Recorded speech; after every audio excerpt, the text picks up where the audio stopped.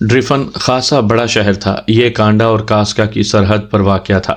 عمران اور اس کے ساتھی اس وقت ڈریفن کے ایک ہوٹل کے کمرے میں موجود تھے، جبکہ عمران انہیں یہاں چھوڑ کر یہ کہہ کر چلا گیا تھا کہ اس نے کچھ ضروری انتظامات کرنے ہیں۔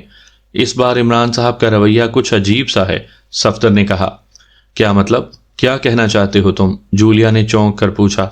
عمران صاحب نے جس طرح کھل کر فون پر براؤنر سے باتیں کی ہیں اور پھر پوری تفصیل سے اسے اپنا منتخب کردہ راستہ بتایا ہے، مجھے ایسا کرنے کی کوئی وجہ سمجھ میں نہیں آئی، اور عام طور پر عمران صاحب ایسا کرتے نہیں۔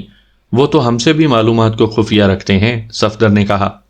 میں نے اس بات پر بھی غور کیا ہے۔ میرا خیال ہے کہ عمران صاحب کو معلوم تھا کہ ان کی کہی ہوئی باتیں مخالف ایجنٹوں تک کسی ذریعے سے پہنچ رہی ہیں، اسی لیے انہوں نے جان بوجھ کر یہ باتیں کی ہیں۔